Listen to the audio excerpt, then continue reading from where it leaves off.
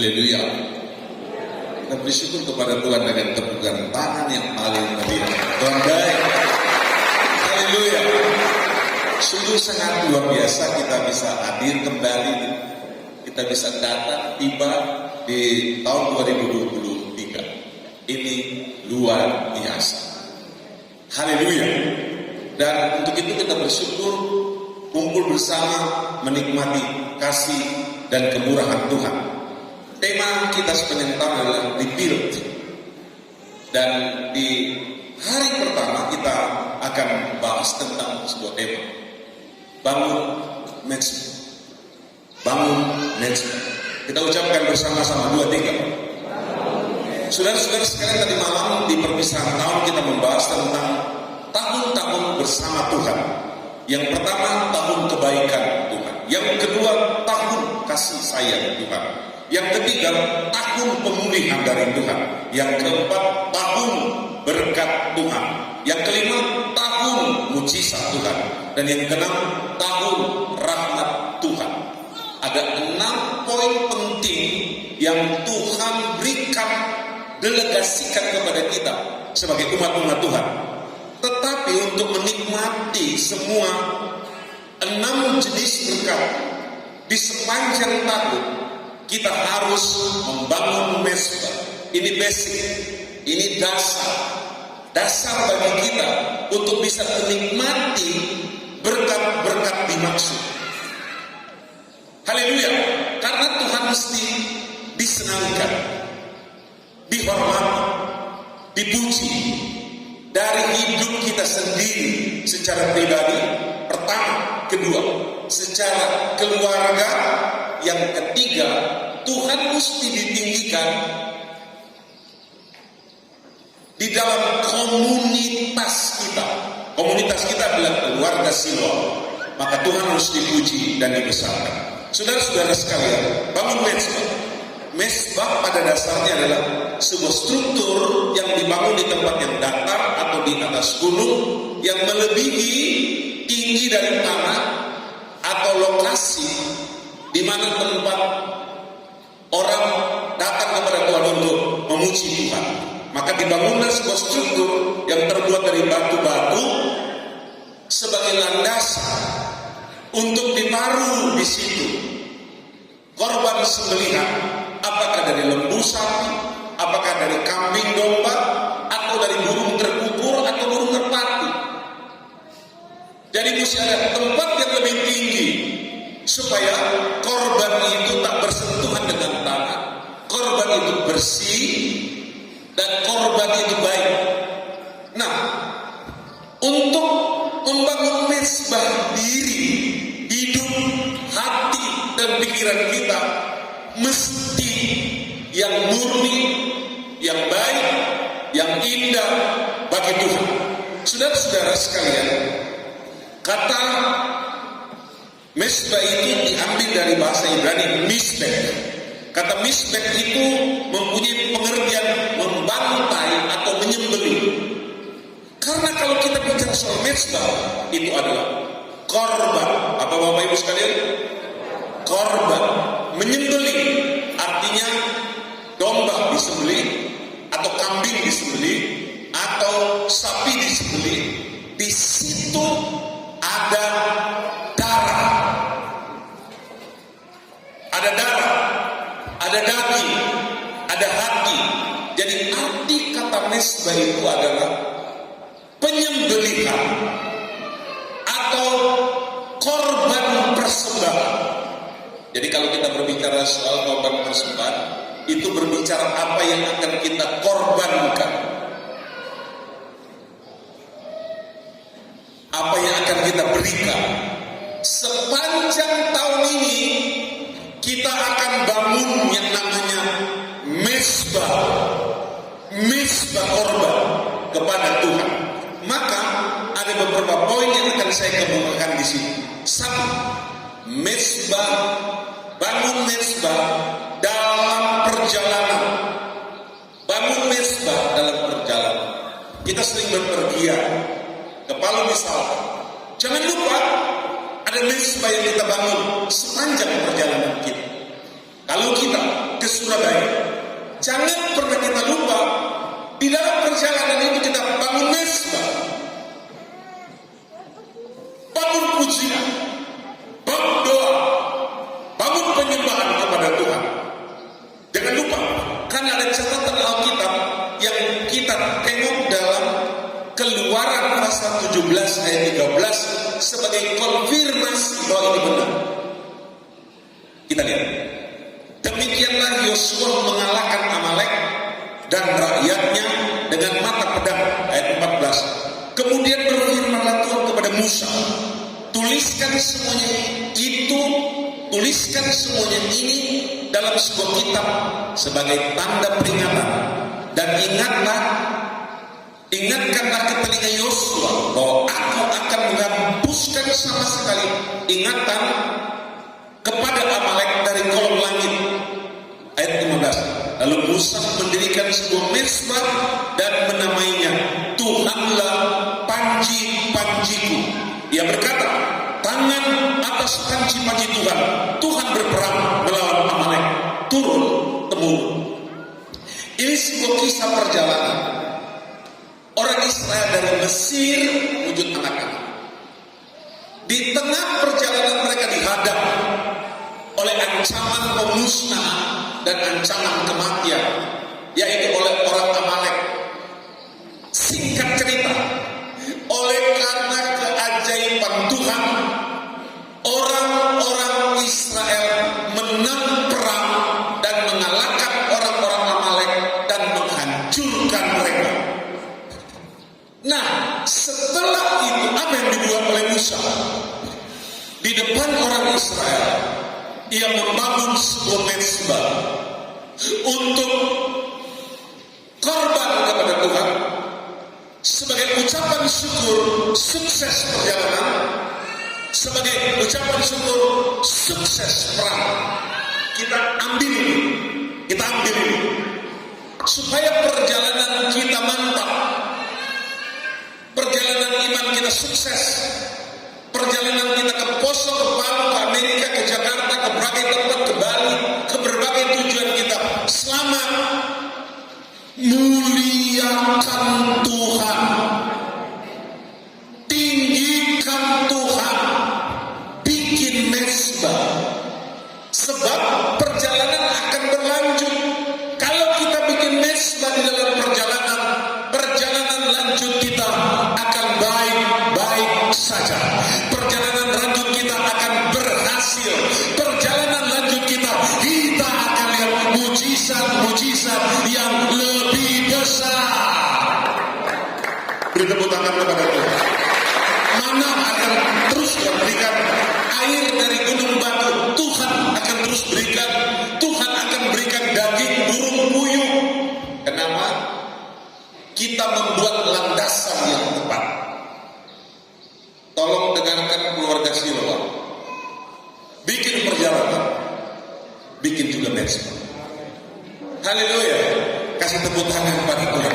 Itu yang pertama. Yang kedua, bangun mezbah setelah selamat dari bencana. Kebencanaan di Indonesia itu selalu terjadi. Mulai dari ombak yang besar, rob, sampai kepada tsunami, mulai dari gempa kecil sampai gempa yang menghancurkan, mulai dari bencana ekonomi sampai kepada bencana moral, itu akan terus mewarnai kehidupan orang Indonesia dan seluruh dunia.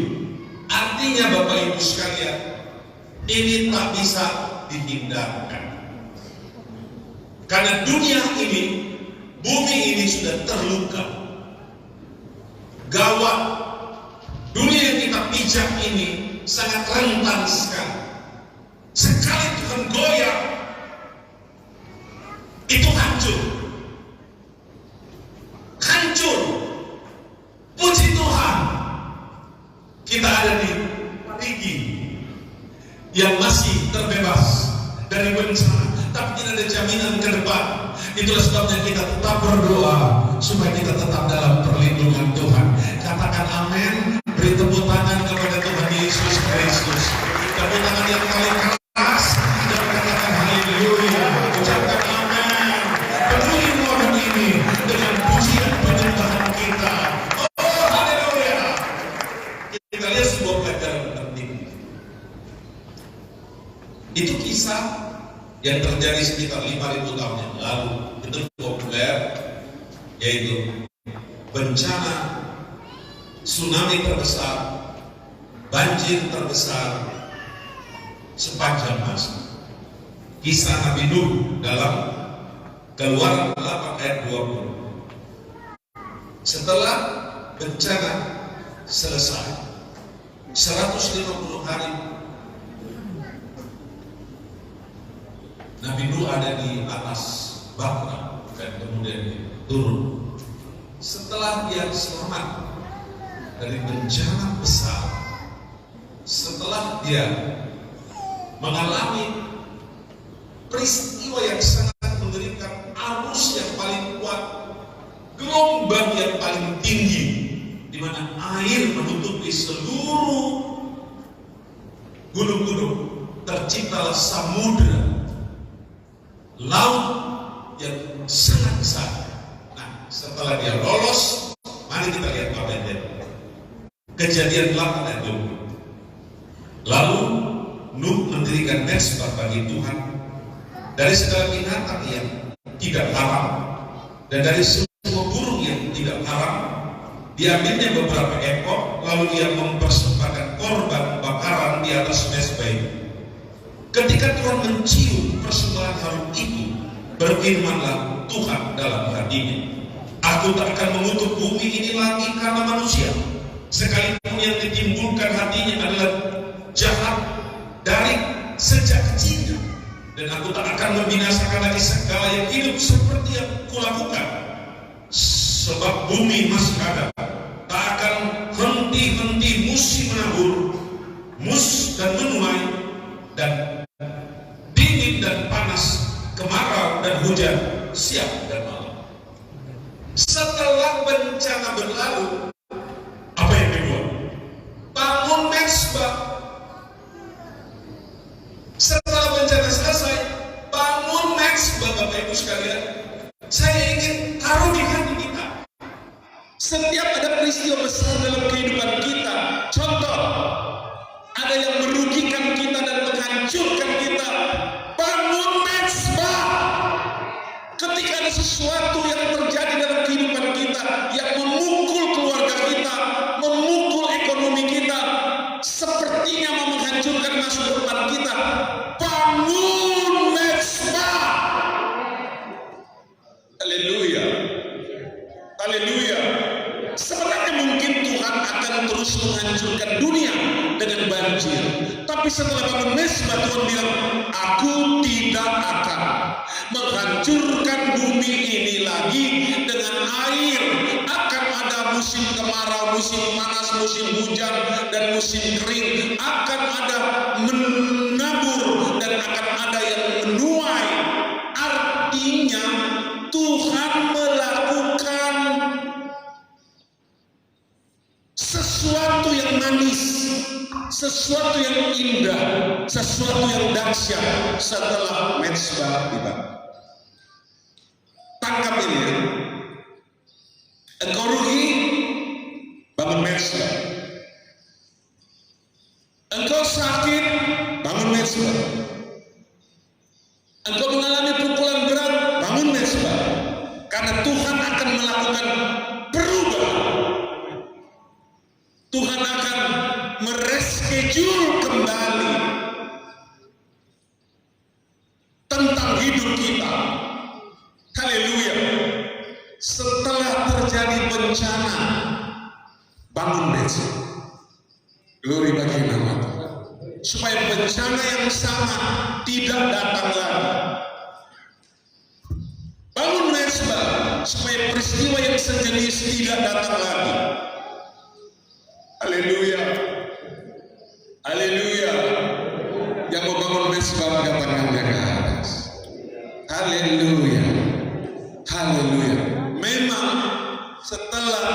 sangat besar di zaman itu. Masih ada banjir bandang, masih ada tanah longsor, tapi itu secara lokal di berbagai tempat tidak terjadi sekaligus. Contoh, di Sulawesi Selatan terjadi badai besar, tapi di Sulawesi Tengah tidak. Di Bali, NTB, baru-baru angin dan hujan, ada badai besar, tapi di Parigi tidak.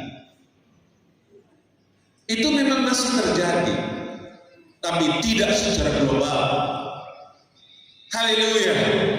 Hari ini bangun mezbah. Yang mau bangun mezbah angkat tangannya ke atas. Haleluya. Haleluya. Puji Tuhan. Itu yang kedua. Sekarang yang ketiga. Bangun mezbah setelah tiba di tujuan. Tadi bangun mezbah dalam perjalanan. Kemudian bangun mezbah setelah ada peristiwa besar yang mencekam dan menghancurkan. Yang ketiga, bangun mezbah setelah tiba di tujuan. Saudara-saudara sekalian, besok saya mesti pergi ke Pulau Peli bersama istri dan teman-teman untuk pelayanan Natal majelis daerah di Pulau Peli. Perjalanan dari sini 600 km, kemudian naik lagi kapal, baru balik ke sekolah kitab, menyambut anak-anak sekolah kitab yang berjuang ke 40 lebih wilayah di seluruh Sulawesi. Perjalanan panjang, masih ada 1.200 km saya akan melakukan perjalanan. Yang terpenting kita melakukan perjalanan itu setelah tiba di lokasi bangun mezbah. Haleluya. Bangun mezbah sebagai tanda syukur sudah tiba di Pulau Peli, sebagai tanda syukur sudah tiba di Tentera, sebagai tanda syukur sudah tiba di Parigi. Begitu dengan kita semua, lakukan perjalanan dan serahkan hidup ke dalam tangan Tuhan. Setelah tiba di sana kita mesti tahu bahwa Tuhan yang jaga kita, Tuhan yang bawa kita, Tuhan yang hantar kita. Sadar diri, kita bangun mezbah. Alkitab tulis, kita baca bersama dalam Kejadian 12 ayat 6. Ini tentang bapak segala orang beriman, Abraham. Abraham berangkat dari Babel ke Ur Kasdim. Dari Ur Kasdim atas perintah Tuhan dia menuju ke tanah Kanaan, yaitu Israel saat ini. Setelah tiba di sana, kita lihat dalam Kejadian 12 ayat 6, kita belajar dengan baik. Abraham berjalan melalui negeri itu sampai ke suatu tempat di Sikem, yakni pohon tarbatin di More. Waktu itu orang Kanaan diam di negeri itu. Ayat 7. Nah, karena itu Tuhan menampakkan diri kepada Abraham dan berfirman, Aku akan memberikan negeri ini kepadamu, keturunanmu. Perhatikan. Maka didirikannya di situ mezbah bagi Tuhan yang telah menampakkan diri kepadanya. Haleluya. Dia buat perjalanan jauh, perjalanan panjang dengan keluarganya, dengan orang-orang yang bekerja padanya, lebih kurang 318 laki-laki perkasa, tambah anak-anak, tambah perempuan, kira-kira rombongannya itu 2000 orang. Jadi betul-betul Abraham itu orang besar dan orang hebat, orang berpengaruh, punya pekerja-pekerja. Jika dia perusahaan, dia satu perusahaan yang bonafit, karena yang bersama-sama dengan dia sekitar 2000 orang, yang semua di bawah pengaturannya, yang diberi makan olehnya, yang bekerja untuknya, yang mengalami semua kepentingan bisnisnya di sektor peternakan. Nih, setelah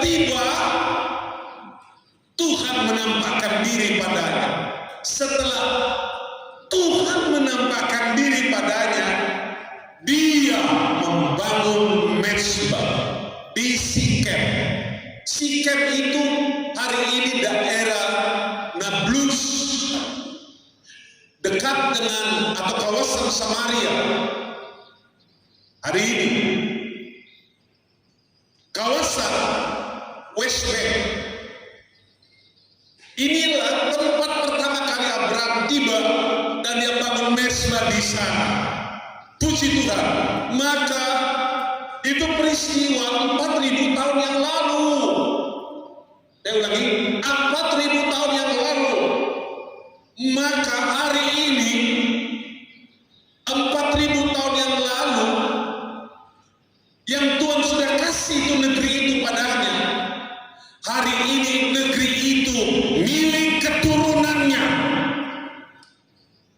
Padahal sudah dihantam oleh orang-orang Namluk, sudah dihantam oleh orang-orang Turki, sudah dirampas oleh orang-orang non-Israel, tapi akhirnya dikembalikan karena di situ dia sudah bangun mezbah. Haleluya. Kita sudah bangun mezbah di Parigi. Engkau sudah berdoa di Parigi. Engkau sudah diberkati Tuhan di Parigi. Ini milikmu. Tetap bangun mezbah di sini. Glory bagi nama Tuhan. Di kompleks ini sudah sekitar 70 tahun gereja ini berdiri. Di gereja ini gembala-gembala pertama bangun mezbah, tua-tua sidang majelis bangun mezbah, jemaat Tuhan bangun mezbah, sekolah minggu, remaja pemuda bangun mezbah, dan kita ada di sini dan kita akan terus bangun mezbah, bangun mezbah, bangun mezbah. Parigi diberkati Tuhan, Parigi ditolong Tuhan, dan kita mendapatkan mujizat besar. Bangun mezbah. Haleluya. Tuhan tidak pernah ingkar janji. Tuhan tidak pernah berkhianat kepada apa yang dia sudah sampaikan. Dan Tuhan tidak akan pernah lupa berapa banyak engkau membangun mezbah. Berapa banyak kalian membangun mezbah. Haleluya. Aku percaya engkau akan diberkati dan terus diberkati di kota ini. Sampai di tujuan kita bangun mezbah. Yang keempat, bangun mezbah dengan korban terbaik. Katakan amin. Katakan amin. Saya simpulkan pengertian ini adalah korban terbaik adalah lembu terbaik, kambing terbaik, domba terbaik, terkukur terbaik. Karena domba terbaik banyak lemaknya. Banyak lemak. Nah, lemak itu ketika dibakar harum baunya. Haleluya. Tadi malam kita bakar-bakar di rumahnya Elok. Dari jauh sudah Pakobong. Maka selera ibu baru cium sosada, apalagi makan. Nah, korban adalah makanan Tuhan. Dia harum, dan dia akan berikan pernyataan, inilah korban terbaik. Nah, lakukan itu. Kita lihat Kejadian pasal 22 ayat 8. Saud Abraham, Allah yang akan menyediakan anak domba untuk korban bakaran baginya, anakku. Demikianlah keduanya berjalan bersama-sama sampailah mereka ke tempat yang dikatakan Allah kepadanya. Lalu Abraham mendirikan mezbah di situ. Disusunnyalah kayu, diikatnyalah Ishak anaknya, dan diletakkannya di atas mezbah, di atas kayu api. Sesudah itu Abraham mengulurkan tangannya lalu mengambil pisau untuk menyembelih anaknya. Tetapi berserulah malaikat Tuhan dari langit kepadanya, Abraham. Sahutnya, ya Tuhan. Ini membuat kita ngeri. Bagaimana Tuhan ini? Dia perintahkan hamba untuk menyembelih anaknya yang satu-satunya itu, Ishak yang paling dia sayang setelah Ismail tentu saja. Korbankan. Kenapa Tuhan tidak bilang korbankan anakmu Ismail? Karena dia bukan anak perjanjian, dia korbankan saja Ismail. Selesai itu urusan. Tetapi Tuhan menunjuk yang paling dia sayang. Tuhan menunjuk yang paling dia cintai, yang selalu ada dalam gendongannya, yang selalu dia belai, yang merupakan anak di masa tuanya, yang dia tahu inilah anak perjanjian yang akan mewarisi kambing dombaku, inilah anak perjanjian yang akan menjadi bos setelah aku, inilah anak perjanjian yang akan menerima semua emas perakku, inilah anak perjanjian yang akan mewarisi tanah ini, tanah yang luas dan subur, karena di sebelah utara tanahnya tandus, di sebelah selatan lebih tandus lagi, di sebelah timur tandusnya bintang pun, dan di sebelah barat ada laut Mediterania. Cuma kawasan Kanaan yang subur dan sangat subur, berlimpah susu dan air madu, yang dimana juga anggurnya besar. Tapi Tuhan bilang persembahkan anak. Oh, kalau kita ayah, kita akan protes dan melawan. Apalagi ibunya pasti tidak akan diizinkan, karena ini anak di hari tua dari Sarah. Tapi tindakan Abraham adalah melakukan apa yang Tuhan perintahkan. Ini yang kita sebut korban terbaik. Dia jalan dengan anaknya bersama-sama. Anaknya yang pikul kayu itu, setibanya dekat gunung itu, Gunung Moria, anaknya itu bertanya, Papa, di manakah domba yang kita akan sembelih? Sang ayah menjawab, Tuhan yang akan menyiapkan. Bayangkan Bapak Ibu sekalian, inilah yang kita sebut perkataan iman. Padahal dia sudah tahu, nah, engkau yang akan disembelih kalau dia menjawab jujur. Engkau yang akan disembelih. Tapi dia menjawab sebuah pernyataan profetik, sebuah pernyataan iman. Tuhan yang akan menyediakan. Haleluya, haleluya. Tuhan punya cara beda. Tuhan cuma mau menguji apakah kita sayang Tuhan atau tidak. Haleluya. Dia naik ke atas gunung, dia bawa anaknya, dan dia sudah bangun mezbah. Dia sudah taruh kayu bakar di situ. Dia ikat anak. Tidak ada cerita di sana bahwa anaknya protes atau anaknya memberontak. Mungkin memberontak, mungkin juga protes, tapi dia tetap lanjutkan tugasnya karena dia perintah. Dia taruh anaknya. Saya pikir itu sesuatu yang sangat mengerikan sekali, tapi untuk Tuhan dia tidak protes. Haleluya. Untuk Tuhan dia tidak bantah. Tidak seperti saya suka bantah Tuhan, tidak seperti saudara suka protes Tuhan. Padahal sebenarnya Tuhan punya rencana yang hebat atas kita. Ikuti maunya Tuhan, kita akan melihat perkara besar pasti terjadi, karena Tuhan itu dahsyat dan luar biasa, dan Tuhan itu sayang sekali dengan kita. Gua mau kasih tahu, Tuhan sayang Abraham. Dia lebih sayang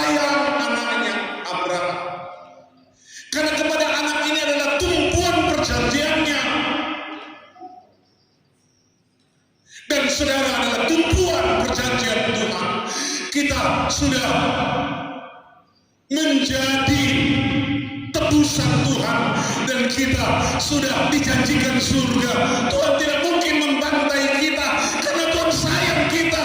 Untuk sayang kita, Tuhan korbankan anaknya yang tunggal, yang namanya Yesus.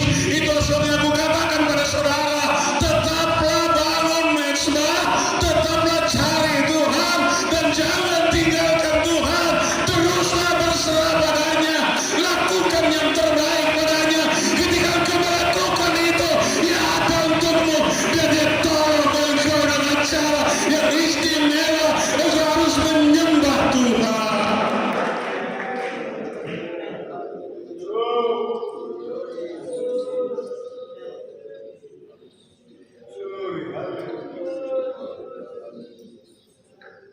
Di situasi yang sangat menegangkan itu, maka malaikat bicara. Tuhan sudah siapkan doa pengganti. Haleluya. Saya mau bilang, sebenarnya Tony Todd yang harus jadi korban. Sebenarnya saya yang harus jadi korban.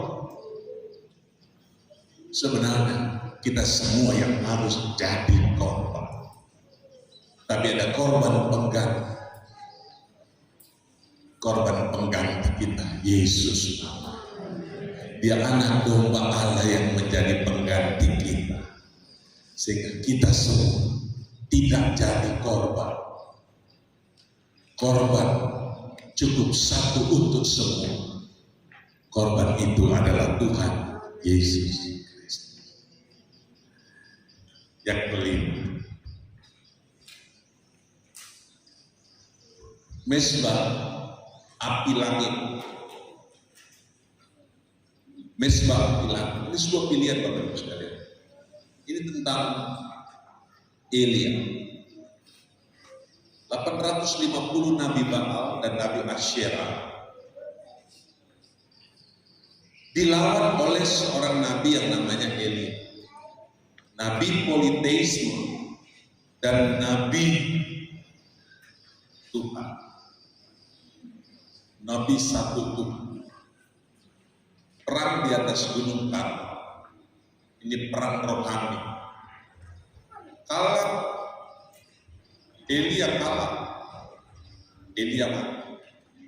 Kalau Elia mati, selesailah Israel. Berganti agama Baal. Dan artinya kalau itu terjadi hari ini, tidak ada lagi orang Yahudi menyembah yang Yehova ada. Kita tangkap.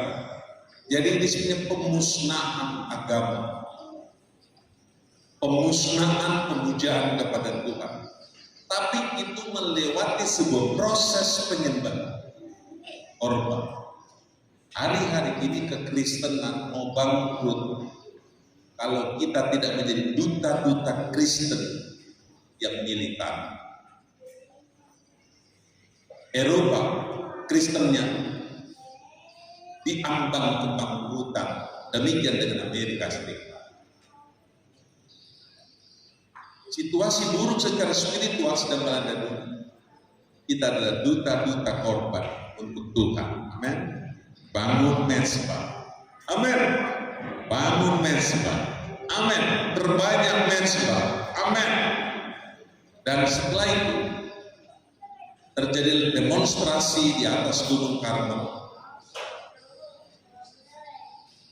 Saya pernah dibawa ke Kami berdua pernah dibawa ke pinggir sungai Kizon.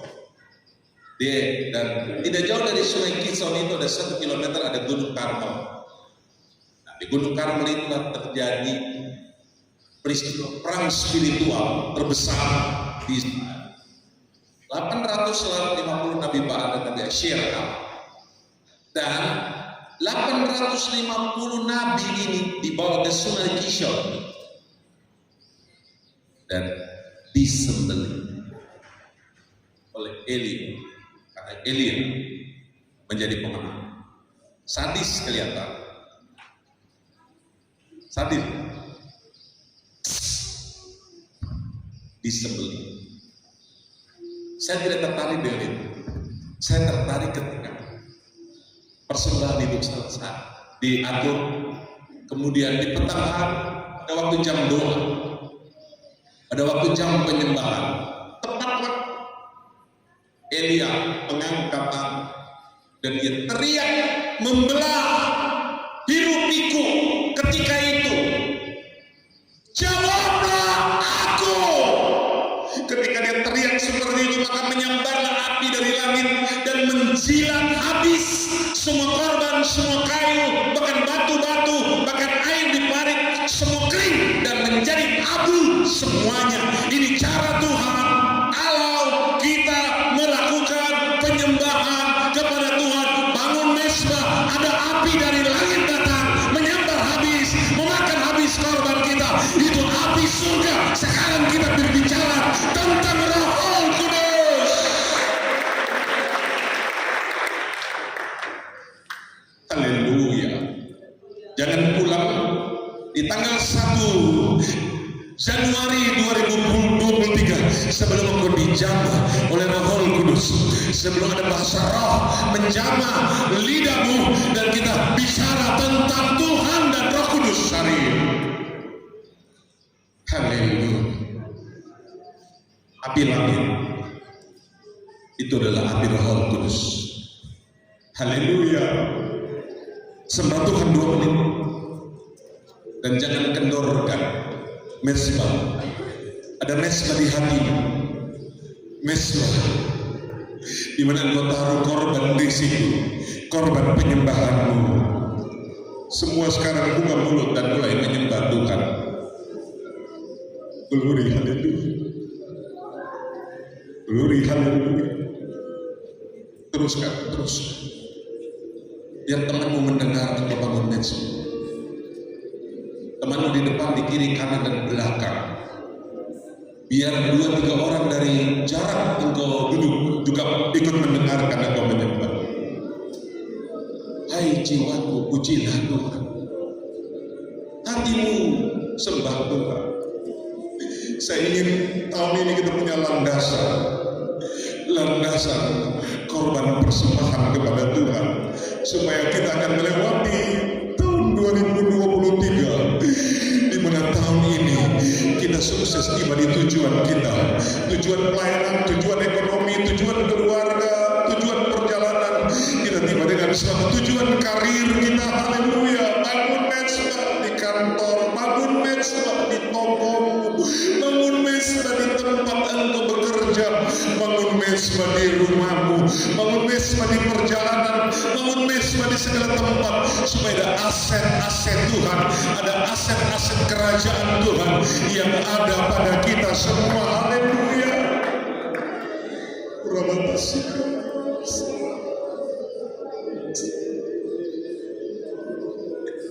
Mari Roh Kudus turunlah atas kami semua. Mari Roh Kudus taruh apimu di atas kepala kami masing-masing. Kami rindu sekali kemuliaan Tuhan hadir di sini. Kami rindu urapan Tuhan mengalir merata untuk seluruh keluarga Siloam. Angkat suara, Tuhan masih datang majelis gereja, seluruh pelayan-pelayan Tuhan. Mari seluruh jemaat, kasih yang Tuhan punya dari hidupmu, kasih yang Tuhan suka dan Tuhan rindukan dari hidup kita. Apa itu? Pujian kita tak lebih, penyembahan kita tak lebih. Penyembahan kita sedang berbaru kepada Tuhan. Mari anak-anakku sekalian, angkat suara memuji Tuhan. Cucu-cucu saya semua, mari angkat suara memuji Tuhan. Mari teman-teman sepelayananku diparingi. Haleluya. Mari anak-anakku semuanya, kita menyembah dan menghormati Tuhan.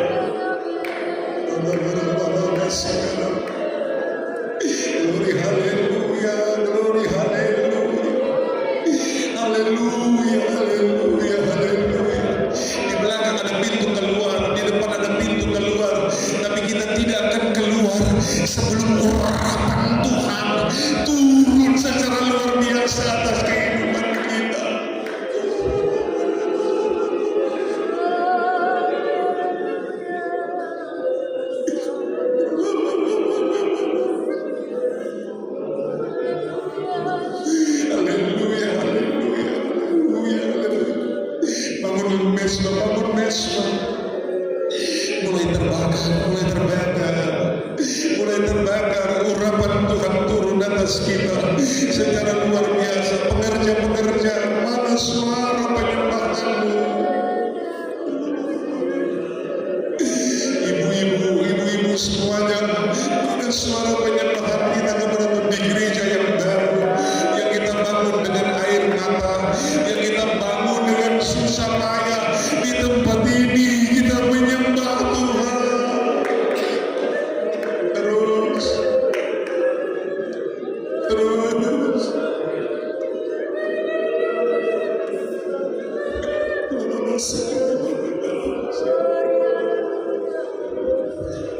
sementara kamu menyembah Tuhan, saya akan bicara soal mesbah terakhir. Mesbah tumpah emas di surga.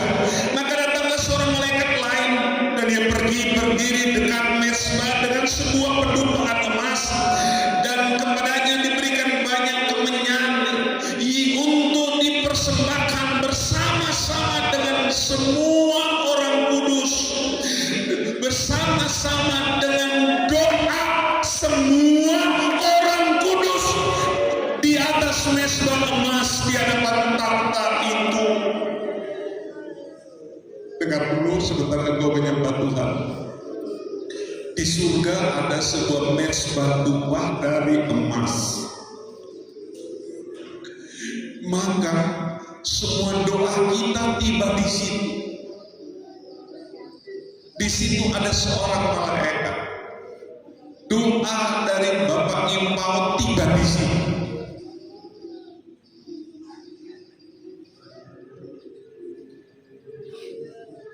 Doa dari Ibu Asu tiba di situ. Doa dari kita semua tiba di situ. Jadi alamat doa kita itu ada di mesbah dupa dari emas di surga.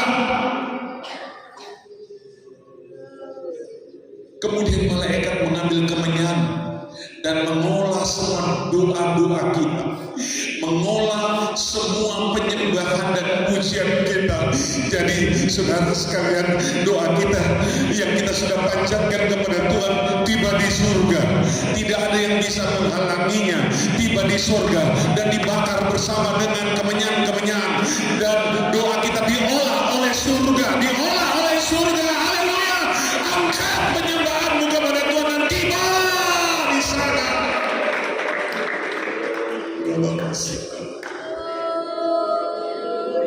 Haleluya, haleluya, haleluya. Haleluya, haleluya, haleluya. Sekarang semua menyembah Tuhan. Amin, amin, amin, amin, amin. Jadi kita mewarnai surga. Haleluya. Suasana di surga diwarnai oleh doa-doa kita. Mari kita bikin sibuk malaikat di surga di mesbah itu untuk mengolah doa-doa kita. Jangan sampai tidak ada doamu yang tiba di surga dan engkau tidak membuat malaikat di surga itu sibuk mengatur doa-doa kita.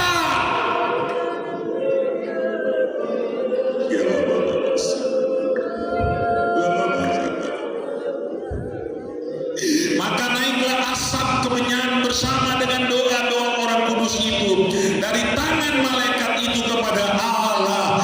Doa kita tiba di tangan malaikat, dan di tangan malaikat doa kita diteruskan kepada Bapa di surga secara luar biasa. Hari ini kita berdoa diolah dengan cepat, diolah dengan cepat, diolah dengan cepat, dan tiba kepada Tuhan.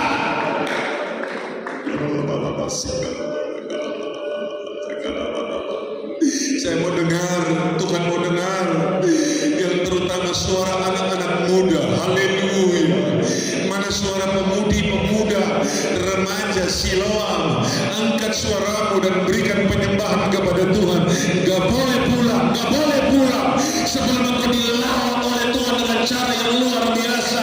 Karena tahun 2003, tahun 2023 itu sulit tapi menjadi mudah, gampang bagi kita karena kita bersama-sama dengan Tuhan.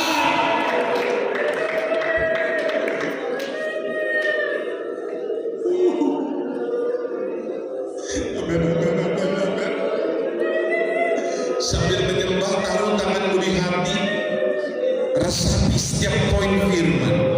Saya mau baca satu ayat lagi. Lalu malaikat itu mengambil pedupaan itu, mengisinya dengan api dari mezbah dan melemparkannya ke bumi, maka meledaklah bunyi gurun disertai halilintar dan gempa bumi. Doa kita ternyata adalah bom. Doa kita ternyata merupakan hulu ledak nuklir. Doa kita ternyata peluru kendali antar benua. Ketika doa kita naik diolah di sana, maka malaikat mencedok api dari mezbah dan kemudian melemparkan ke bumi, maka terjadilah gempa bumi, bencana-bencana alam ekstrim atas muka bumi. Ternyata itu hasil doa, teriak minta tolong, tangisan anak-anak Tuhan yang berseru dari kawasan Timur Tengah, mereka yang teraniaya di sana. Mereka teriak, Tuhan tolong kami, Tuhan tolong kami. Mereka yang ada di Korea Utara, India, Pakistan, Afghanistan, yang minta tolong karena teraniaya, Tuhan tolong kami. Mereka yang menjadi syahid, mereka yang dipersekusi, mereka teriak pada Tuhan, Tuhan tolong kami. Ternyata itu tiba di tangan Tuhan. Kita yang berdoa di sini, tolong kami Tuhan, tolong kami, bela kami, jaga kami. Ternyata tiba di sana, haleluya, dibakar, dibakar, dibakar, dibakar di surga.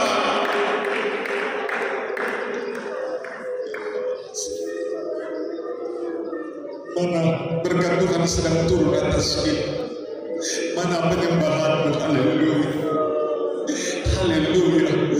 Saya kagum pada Tuhan, ternyata doa kita berisi hukuman-hukuman untuk bumi. Jika bumi tidak bertobat, jika bumi tidak sadar, jika bumi tidak cari Tuhan, maka doa-doa kita akan berbalik menghantam bumi sebagai hulu ledak nuklir yang sangat menghancurkan dan mematikan. Teruslah berdoa, haleluya. Selamatkan bumi dengan doa-doa kita, selamatkan orang-orang dengan doa-doa kita, selamatkan keluarga kita dengan doa-doa kita, penyembahan dan mezbah kita. Haleluya. Perbesar volume penyembahanmu. Kita punya waktu 3 menit ke depan sebelum kita makan perjamuan Tuhan. Haleluya.